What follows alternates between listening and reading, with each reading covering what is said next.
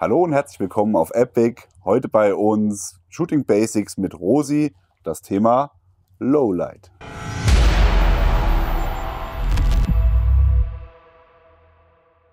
Dieses Video wird unterstützt von 3M Peltor, 511 Tactical, Nextorch, Lower Professional, Black Trident, Holosun, Henel, Mechanics Wear, Special Brands, Helicon-Tex, Recon Company, Horner Arms, 1 MOA, MD Textil, Real Avid, Hera Industries, Ballistol, Schubert und Blackfolium.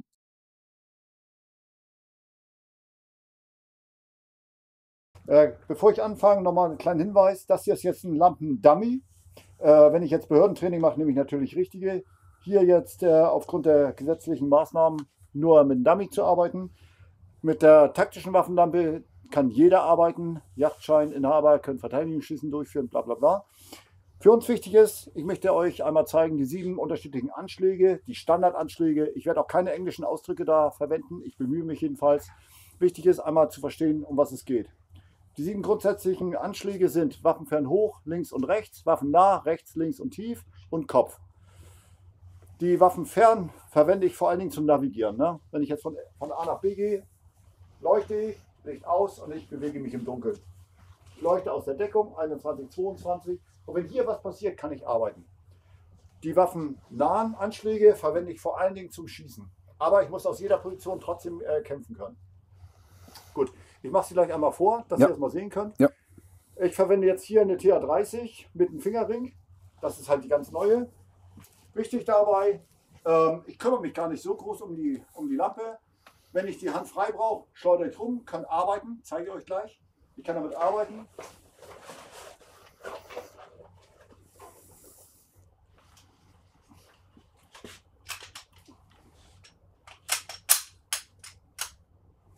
Gut. Erster Anschlag, Waffenfern hoch. Standby. Ich leuchte, gehe ran und treffe. Nächster Anschlag, Waffenfern rechts. Ich habe jetzt einen Plattenträger, das heißt, ich bin nicht ganz so gelenkig. Trotzdem, wenn ich rangehe, so weit wie möglich die Lampe raus und treffen. Das gleiche, Waffenfern links. Ich gehe aus der Deckung, die Lampe ist so weit wie es geht, raus und treffen. Jetzt wesentlich leichter. Waffennah, rechts, einfach Handgelenk auf Handgelenk. Einige machen das auch Handgelenk auf Faust. Ich selber arbeite mit Handgelenk auf Handgelenk. Ich unterstütze so ein bisschen die Schießhand, indem ich wirklich nach oben gehe. Aber das sind alles ganz sichere Schüsse. Noch leichter für mich, den Zigarrengriff. Ich habe jetzt mindestens 2 Finger, vielleicht 3 Finger zur Unterstützung der Schießhand. Ich gehe hier ran. Dabei. Das ist für mich fast ein Schuss wie am Tage. Und was einige lieben, ich nehme jetzt die Lampe mit dem Zigarrengriff und da kann ich auch schnell schießen. Also ihr seht gerade, das ist nicht viel Training. Wenn ich allerdings eine Waffenlampe habe, ist das für mich so, benutze ich lieber die Waffenlampe als eine taktische Lampe. Beispiel, ich bin jetzt in dieser Position, ich schleudere einfach die Lampe rum, Lampe an und schieße wie immer. Jetzt muss ich weiter navigieren, kurz zurück, dann bin ich wieder im Rennen. Handhabung. Wenn ich jetzt zum Beispiel was ganz typisches, ich muss nachladen,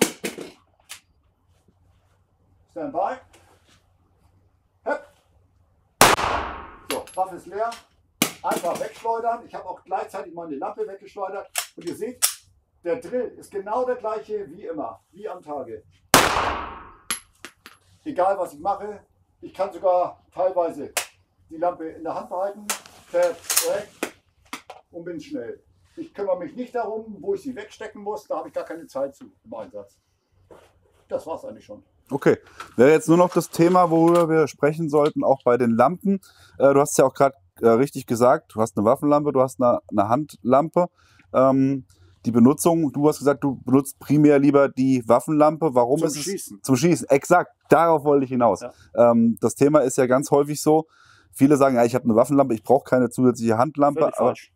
Genau, sagst du uns auch warum? Nochmal, einerseits zum Navigieren. Ich navigiere jetzt in eine unsichere Richtung. Ich habe dort gar keine Bedrohung, ich bewege mich nur. Oder ich habe dort einen Unbeteiligten, den muss ich unter Kontrolle bringen, ja? Mindestens auf die Hände.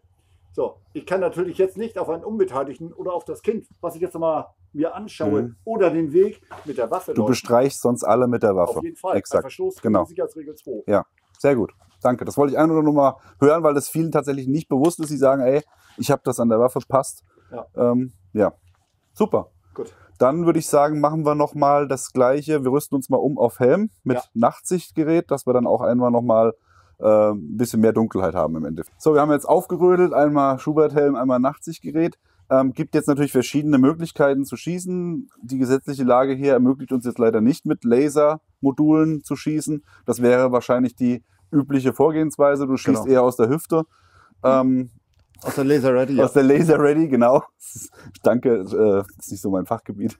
Und es gibt natürlich aber auch die Möglichkeit, mit dem Nachtsichtgerät am Helm durch Optiken zu schießen, wenn die Optikhöhe das zulässt. Genau, wollte ich gerade sagen. Ich habe jetzt meine Waffe selber optimiert auf das Schießen mit Nachtsichtgeräten. Der Kopf ist bequemer, aber vor allen Dingen brauche ich auch eine entsprechende Höhe und auch eine Entfernung nach vorne. Ne? Ja. Wenn ich jetzt hier arbeite, werdet ihr gleich sehen, bin ich eigentlich genauso schnell wie sonst auch. Aber es ist auch optimiert dafür. Ne? Ja. Wenn ich jetzt also eine ganz, ganz tiefe Optik habe und ich müsste runterschauen, kann ich natürlich nicht mehr durchgucken. Dann fange ich an, irgendwie mit einem schiefen Kopf zu arbeiten. Das ist natürlich nicht gewollt. Ja. Also für die Behörden, die sich überlegen, dass sie so arbeiten wollen, passt das entsprechend an. Wir brauchen auch die Höhe, wenn ich jetzt zum Beispiel die Optik links habe und mit einem blanken Auge schieße. Dann brauche ich auch die Höhe, damit ich am Nachtsichtgerät links vorbeischießen kann. Ja, da kannst du vielleicht auch kurz noch was zu sagen. Rechtes Auge, linkes Auge versus Dual. Ja. Also es ist natürlich am einfachsten, auch fürs Gehirn, wenn ich beide Augen mit gleichem Bild sehe. Jetzt ist es so, dass ich dich ja sehe. Ich sehe dich schärfer mit meinem linken Auge, weil es hell ist, und rechts nehme ich dich wahr. Fürs Gehirn Höchstleistung, so zu arbeiten. Wenn es dunkel ist, ist es deutlich einfacher, weil linkes Auge in diesem Falle ist ja geschlossen. Nein, es ist schwarz, es ist offen, aber schwarz. Und rechts ist grün in diesem Falle.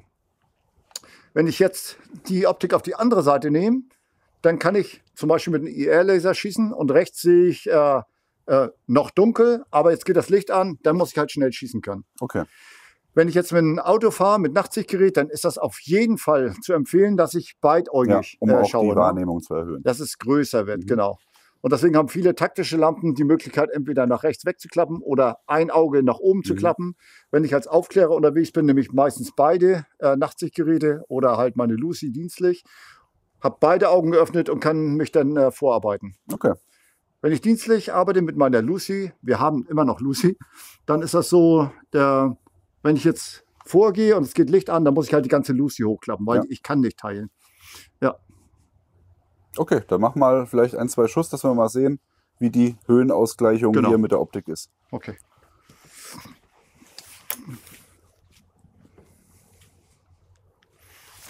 Gut.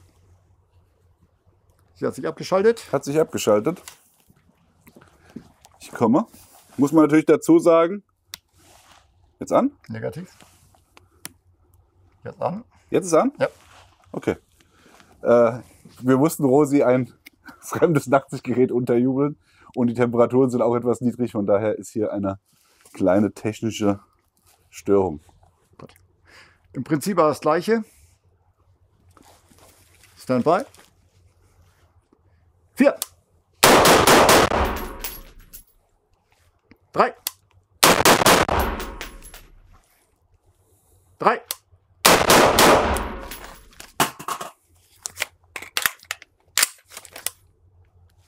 So, und so weiter. Ihr seht von der Geschwindigkeit, wenn ich ein bisschen trainiert bin, ist das gar kein Problem. Ich arbeite ab mit meinem Nachtsichtgerät, aber das geht natürlich nur, wenn ich unter diesen optimalen Bedingungen arbeite.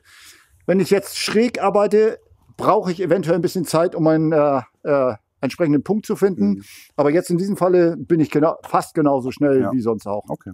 Wir haben natürlich jetzt hier auch bei Licht geschossen, um einfach das mit der Kamera ein bisschen besser aufnehmen zu können. Ja, aber das ist überhaupt kein Problem. Ob ich das bei Tag oder Nacht mache, bei Helligkeit, bei Dunkelheit. Ich versuche auch beim Training gar nicht im komplett Schwarzen zu schießen. Ich als Ausbilder muss auch korrigieren können. Exakt. Das heißt, ich lasse ein bisschen Licht. Und für den Schützen ist das erstmal genau das Gleiche. Ja. Er sieht sein grünes Licht da, wo er es sehen muss. Und das ist eigentlich das Entscheidende. Exakt. Super. Gut. Ja, dann können wir, denke ich, dieses Video auch abschließen. Gut. Super. Vielen, vielen Dank dafür, dass du uns da auch nochmal einen Einblick gegeben hast. Ich denke, gerade was Lowlight und so Sachen angeht, Da kann man vielleicht auch nochmal schauen, dass man da vielleicht nochmal irgendwann ins Detail geht. Da sprechen wir nochmal miteinander. Vielleicht kriegen wir da nochmal irgendwas hin. Ich denke, das ist was viele Leute fasziniert und interessiert und auch in anderen Ländern wie Deutschland gang und gäbe ist tatsächlich. Also wo man das auch außerhalb der Behörde machen könnte. Was ich tatsächlich auch persönlich für den jagdlichen Einsatz sinnvoll finde. Ja. Also das eine oder andere kann man natürlich jagdlich so verwenden, das eine oder andere auf gar keinen Fall. Ja, natürlich, ganz klar. Na, wenn ich jetzt zum Beispiel, wenn wir jetzt nochmal darüber sprechen, was mache ich bei Licht, wenn du jetzt Jagdlicht schon angesprochen hast, mache ich das zum Beispiel auch häufig so, dass ich jetzt meine Lampe nehme, also auch mit der Jagdbüchse, wenn ich jetzt bei einer Totsuche oder bei einer Nachtsuche bin, bei Dunkelheit, dann könnte ich jetzt auch so schießen, ohne Probleme. Das heißt, von der Schießtechnik, wenn man es so macht, wie ich das mache, ist das Gleiche, ob ich bei Tag oder bei Nacht arbeite, ob ich mit Nachtsichtgerät arbeite. Das ist eigentlich alles das Gleiche. Ja, nur dass du halt natürlich die Stabilität, die du eigentlich hast mit 2 Händen, etwas minimierst, indem du nur die Waffe auflegst. Genau. Ne? Also eigentlich willst du die Sicherheit ja erhöhen und ja, nur wenn wir jetzt der Oldschool schießen, das heißt, wir schießen so und ich lege auf, dann geht natürlich bei jedem Schuss die Waffe weit raus. Wenn ich die 80%, also den Anschlag richtig nehme, meine rechte Hand richtig einsetze. Ich meine, ich kann es kurz zeigen. Das ist überhaupt kein Problem. Wenn ich jetzt arretiere, dann wandert die Waffe nicht nach rechts und links. Natürlich nicht ganz so gut wie ich halte richtig fest. Aber wer trainiert ist, wird annähernd genauso schnell schießen können. Okay. Wobei in der Jagd ja dann auch das Schnellschießen. Nein, ich habe jetzt, das war jetzt ausdrücklich nicht. Genau, Jagd, ne? Ich sag nur, Weil du aber angesprochen hast, auch fürs Dienstliche, das war jetzt die dienstliche Antwort, nicht die jagdliche. Ja. Check, verstanden. Ja, müssen wir immer aufpassen. Ja, natürlich. Das ist so die Sache. Okay, prima. Wenn ihr noch Fragen habt zu diesem Thema Lowlight, dann schreibt es uns in die Kommentare, auch gerne zu den anderen Videos. Schaut sie euch auf jeden Fall an. Wir sind fast am Ende unserer Serie, von daher war bisher ziemlich cool. Schaut bitte auch in die Videobeschreibung rein, um dort nochmal zu checken, wer hier der Sponsor ist, der diese ganze Sache uns unterstützt, damit auch ihr das alles sehen könnt, ohne Werbeunterbrechung. Werbeeinblendung haben wir schon, nur Werbeunterbrechung haben wir keine. So war das, genau. Und dann sehen wir uns beim nächsten Mal. Bis dann, macht's gut, bye bye. Ciao. Dieses Video wird unterstützt von 3M Peltor, 511 Tactical, Nextorch, Lower Professional, Black Trident, Holosun, Henel, Mechanics Wear, Special Brands, Helicontex, Recon Company, Horner Arms, 1 MOA, MD Textil, Real Avid, Hera Industries, Ballistol, Schubert und Black Folium.